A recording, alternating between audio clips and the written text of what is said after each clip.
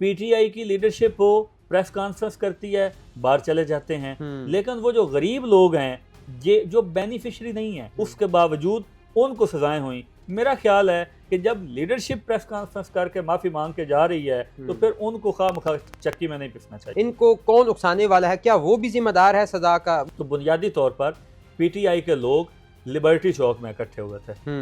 اب لبرٹی چوک سے corps commander house کافی فاصلے کے اوپر ہے، یہاں سے لوگوں کو وہاں کیوں لے جایا گیا، کون لے کے جایا گیا، وہ چیزیں ڈگ آؤٹ کرنے کی پوزیشن ہے۔ جس نے سازش کی ہے وہ سازش خان صاحب نے کی ہے، کیونکہ وہ سازش ملک کے خلاف سازش تھی، اور ملک سے بڑھ کے کوئی اور ملک سے بڑھ کر کچھ نہیں ہوتا۔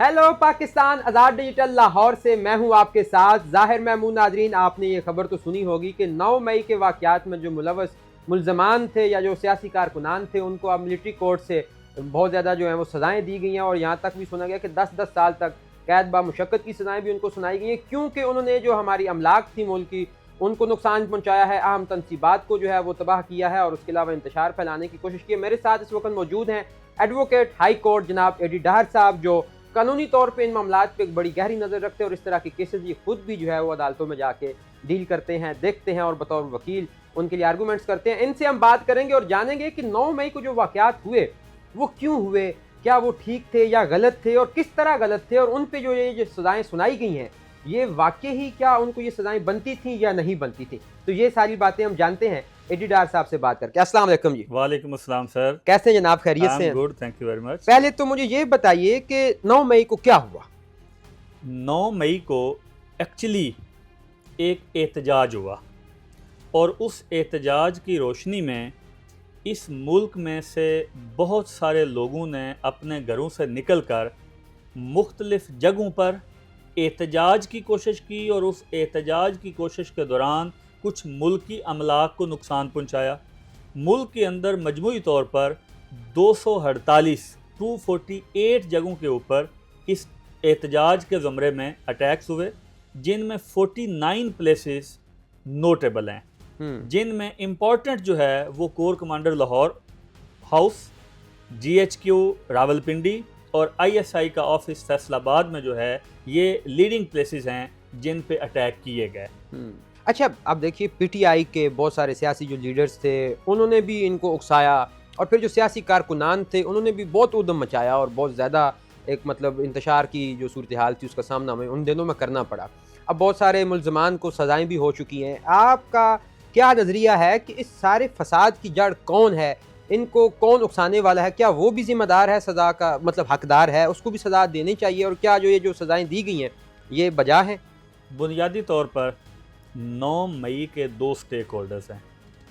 ایک سٹیک ہولڈر ہے وہ لوگ جن پہ حملہ ہوا، اور دوسرے وہ لوگ جن پہ اس حملے کا الزام ہے۔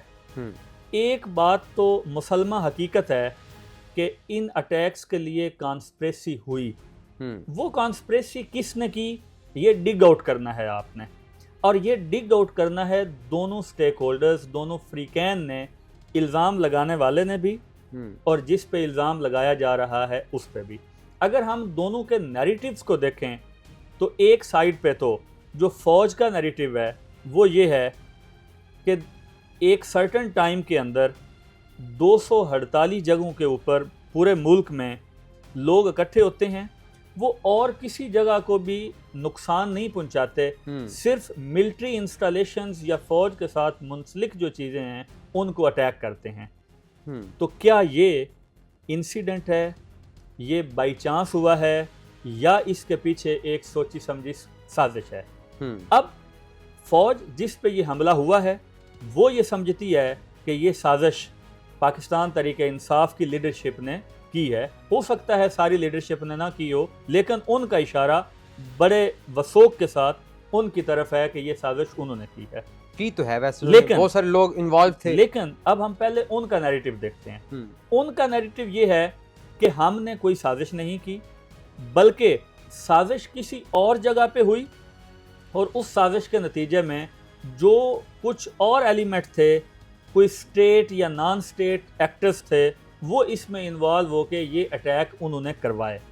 اب اس چیز کو ڈگ آؤٹ کرنا یہ دونوں کی ذمہ داری ہے. نہیں، اس میں تو بہت ساری آڈیو لیکس موجود ہیں جن میں باقاعدہ جو لیڈران ہیں پی ٹی آئی کے وہ آرڈرز دے رہے ہیں کہ فلاں جگہ پہ پہنچیں اور وہاں پہ احتجاج بھی کریں اور وہاں پہ آپ ذرا توڑ پھوڑ بھی کریں تاکہ پریشر پڑے حکومت پہ اور وہ خان صاحب کو ریلیز کر دے. تو وہ بہت سارے ثبوت آئے ہیں سامنے. دیکھیں بنیادی طور پہ یہ دیکھنا ہوتا ہے کہ اگر ایک انسیڈنٹ ہوا ہے، اگر تو اس وقت ایک شخص اس پوزیشن میں ہو کہ وہ اس انسیڈنٹ کو روک سکتا ہو اور اس نے نہ روکا ہو تو پھر اشارہ اسی کی طرف جاتا ہے کہ اس نے کیا ہے. جنرلی فوج کے پاس موب کو ڈیل کرنے کا کوئی میکانزم نہیں ہوتا، ان کی ٹریننگ یہ نہیں ہوتی. ان کی ٹریننگ مرنا اور مارنا ہوتا ہے، اور وہ عام طور پہ ٹریننگ ہوتی ہے بارڈر پہ دشمن کے ساتھ لڑنے کی. یہاں چونکہ پاکستان کے عوام گھروں سے نکل آئے تو ان کو انہوں نے نہیں روکا، لیکن کیا ان کو پاکستان تحریک انصاف کی لیڈرشپ روک سکتی تھی یا نہیں روک سکتی تھی؟ وہ بھی روک سکتی تھی. فار ایگزامپل میں یہ سمجھتا ہوں کہ احتجاج تو آپ کا حق ہے، پر احتجاج کی آڑ میں کسی بھی ایسی لوکیشن پہ نہیں جانا چاہیے جو سینسیٹیو ہو سکتی ہو. احتجاج کا مقصد اپنی آواز حکومت تک پہنچانا ہے کہ جناب ہمیں یہ گریوینس ہے، اور حکومت کا یہ کام ہوتا ہے کہ وہ اس گریوینس کو سن کر اس کو ریڈریس کرے. تو بنیادی طور پر پی ٹی آئی کے لوگ لبرٹی چوک میں اکٹھے ہوئے تھے.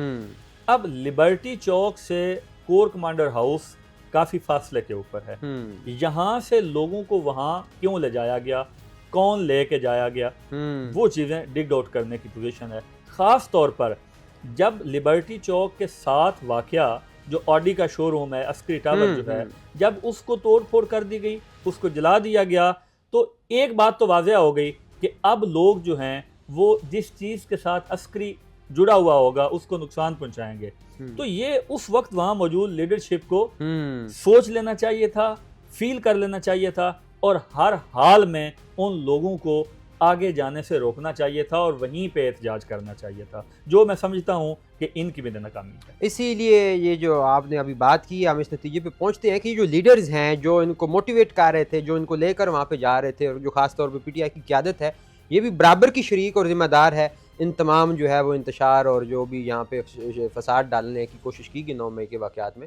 تو اس کی برابر کی ذمہ داری ان لیڈران پہ بھی آتی ہے جو اس کو لیڈ کر رہے تھے. کہتے ہیں if you are not part of solution then you are the part of problem. تو ہر وہ بندہ جو اس وقت اس حالات میں سلوشن کا حصہ نہیں بنا، میرے نزدیک وہ پرابلم کا حصہ ہے. اچھا، جون بھی ہو. تو آپ کا کیا کہنا ہے کہ جب بھی کوئی اس طرح کی سچویشن ہو ملک میں، جب آپ احتجاج کی کال پہ جائیں یا آپ کو کوئی اکسا رہا ہو یا آپ کو کوئی پارٹی اپنے ذاتی مفادات کے لیے استعمال کرنا چاہ رہی ہو، تو عام عوام کو کیا کرنا چاہیے؟ عام عوام کو بھی تو ایک جو ہے وہ تھوڑا سا سلجھا ہوا بیہیو کرنا چاہیے. بنیادی عام طور پر عوام کو فیکچول اور گراؤنڈ ریالٹی کے مطابق چلنا چاہیے. ان کو نعروں میں اور جذباتی معاملات میں نہیں آنا چاہیے. اگر آپ نے احتجاج کرنا ہے تو پہلی شرط ہے کہ آپ پیسفل احتجاج کریں گے. دوسری بات یہ ہے کہ آپ کسی کے کہنے پہ احتجاج نہیں کریں گے. آپ اگر خود اتفاق نہیں کرتے حکومتی پالیسی سے تو آپ اس کے خلاف احتجاج کے لیے نکلیں. کسی کے کہنے پر، کسی کے موٹیویشن پہ آپ احتجاج نہیں کریں، بیکاز اگر آپ کسی کی موٹیویشن پہ کریں گے تو آپ اس کے ریزلٹ اچیو کرنے میں اس کی مدد کر رہے ہوں گے. اور اگر آپ خود اپنے لیے احتجاج کر رہے ہیں تو اٹس مین کہ آپ اپنے حقوق کے لیے احتجاج کر رہے ہیں. عوام کو یہ کرنا چاہیے کہ بغیر کسی تشدد کا نشانہ بنے، پیسفلی اپنی آواز رسپیکٹ فلی بلند کرے. پی ٹی آئی کی لیڈرشپ ہو، پریس کانفرنس کرتی ہے، باہر چلے جاتے ہیں، لیکن وہ جو غریب لوگ ہیں جو بینیفیشری نہیں ہیں، اگر احتجاج کامیاب ہو یا ناکام ہو، ان کو کوئی بینیفٹ نہیں ہے، ان کو کوئی منسٹری نہیں ملنی، ان کا کوئی فنانشیل بینیفٹ نہیں ہونا. اس کے باوجود ان کو سزائیں ہوئیں. میرا خیال ہے کہ جب لیڈرشپ پریس کانفرنس کر کے معافی مانگ کے جا رہی ہے تو پھر ان کو خواہ مخواہ چکی میں نہیں پسنا چاہیے. حاصل حصول ہماری آج کی بحث کا یہی ہوا کہ ایسی تمام ایکٹیویٹیز جن سے اسٹیٹ کو نقصان پہنچے، دیکھیے اسٹیٹ سے بڑھ کے تو کوئی بھی نہیں ہے، اور جس سے اپنے ملک کی املاک کو نقصان پہنچے اور اہم تنصیبات کو خدشہ ہو ہماری ایکٹیویٹی سے، ہمیں ان سے اس لیے بھی بچنا چاہیے تاکہ ہمارے ساتھ جو لوگ جڑے ہیں یا جو ہماری فیملیز ہیں یا جو ہمارا مستقبل ہے جس کو ہم خود برائٹ بھی بنا سکتے ہیں، تو ہمیں وہ تمام چیزیں مد نظر رکھتے ہوئے جو کوئی بھی سیاسی پارٹی اپنے مقاصد حاصل کرنے کے لیے ہمیں استعمال کرنے کی کوشش کرے، ہمیں اس سے درکنار کرنا چاہیے؟ ہمیں بالکل ایسے کسی ایکٹیویٹی کا حصہ نہیں بننا چاہیے، اور اس کے ساتھ ہی یہ جو 9 مئی کا واقعہ ہوا ہے اس کو پراپرلی ڈگ آؤٹ کرنا بہت زیادہ ضروری ہے نیشنل لیول پہ۔ سازش ہوئی ہے، وہ سازش کس نے کی ہے؟ ایک فریق دوسرے کی طرف الزام لگاتا ہے، وہ والا فریق دوسرے کی طرف انگلی اٹھاتا ہے۔ میرا خیال ہے کہ کسی نیوٹرل فورم کو اس بات کی تحقیق ضرور کر لینی چاہیے کہ اس کا اصل ذمہ دار کون ہے، اور وہ تحقیق اس لیے بھی ضروری ہے کہ آئندہ کے لیے ایسے کاموں سے بچا جا سکے۔ وہ جو بھی ہے جس نے سازش کی ہے، وہ سازش خان صاحب نے کی ہے، وہ کسی بھی ہو، میں نے کی ہے یا آپ نے کی ہے، کیونکہ وہ سازش ملک کے خلاف سازش تھی، اور ملک سے بڑھ کے کوئی اور ملک سے بڑھ کر کچھ نہیں ہوتا۔ اس کی سچائی کو باہر آنا چاہیے اور سچائی کے مطابق سزا ہونی چاہیے۔ نہ کسی کو یہ اجازت دینی چاہیے کہ وہ ملکی املاک کو نقصان پہنچائے، اور نہ کسی کو یہ اجازت دینی چاہیے کہ وہ ملکی املاک کے نام پر لوگوں کو غلط سزائیں، یا غلط لوگ جو ہیں وہ پنشمنٹ کا حصہ بن جائیں، خانہ پوری ہو۔ ہمیں جو ہے وہ درمیانی راستہ، ویسے بھی فطرت کا بھی قاعدہ ہے، اسلام بھی یہ کہتا ہے کہ میانہ روی جو ہے وہ بہت ضروری ہوتی ہے۔ تو ناظرین، آپ نے دیکھا کہ 9 مئی کے واقعات نے کتنی زندگیوں کو، کتنی فیملیز کو جو ہے وہ برباد کیا، اور وہ اس لیے برباد کیا کہ لوگ مشتعل ہو گئے، جذباتی ہو گئے، اور اپنے جو سیاسی لیڈران تھے ان کی باتوں میں آ کر انہوں نے اپنے ملک کے لیے بہت برا کیا، فساد پھیلانے کی کوشش کی، توڑ پھوڑ کرنے کی کوشش کی، اور اس کا انجام کیا ہوا کہ وہ پابند سلاسل ہو گئے۔ مجھے امید ہے کہ آج کی اس ڈسکشن کے بعد آپ یقینی طور پہ اس چیز کو جج کرنے کی کوشش کریں گے کہ اس طرح کے اگر حالات ہوں تو ہمیں کس طرح بیہیو کرنا چاہیے اور انتشار سے بچنا چاہیے۔ مجھے امید ہے کہ آپ کو یہ ویڈیو پسند آئی ہوگی۔ اس کے ساتھ ہی مجھے دیجیے اجازت، دیکھتے رہیے آزاد ڈیجیٹل۔ خدا حافظ۔